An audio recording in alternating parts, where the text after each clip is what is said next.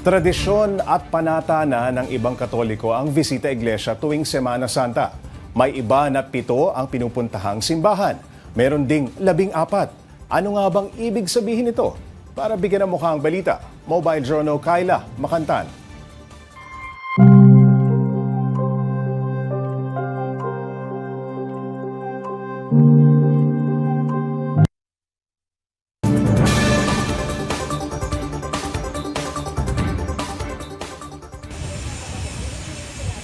Iba-ibang paraan ng debosyon ng pananampalataya ng ating mga kapatid.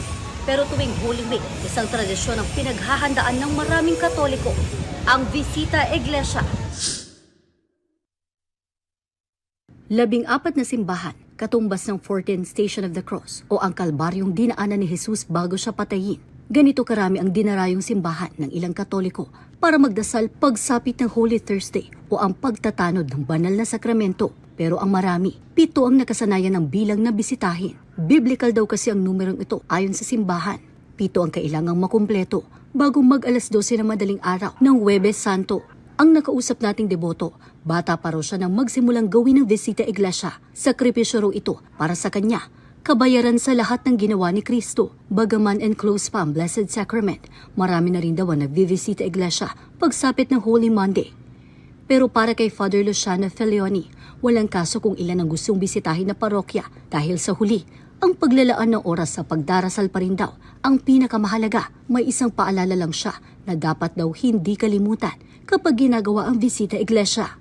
Dumalaw tayo sa simbahan, huwag makalimutan dumalaw sa Blessed Sacrament kasi that's the main point. Naalala natin na iniwan ni Jesus ang banal na sakramento at iyan ang pinupuntahan natin sa Visita Iglesia. Sa Shrine of Our Lady of Grace Parish dito sa Caloocan, handa na ang parokya para sa Visita Iglesia. Tuloy-tuloy na rin ang selebrasyon nila hanggang Linggo ng Pagkabuhay. Dito naman sa National Shrine and Parish of Our Lady of Fatima, may pailan-ilan na ring bumibisita. Mas dagsaraw ang tao kapag Huwebes Santo, kaya busy na sila sa paghahanda. Kailangan din nating lahat ng bagong buhay. We all need more peace, more joy. We all need to be better. Ginagawa ang Semana Santa para lumingong kay Jesus. Makita natin ang ginawa niya at gayahin natin siya. Ngayong Semana Santa, nasaan man po tayo, naway maglaan tayo ng oras para magnilay-nilay. Mobile Journal Kyla Makantan, hatid ang mukha ng balita.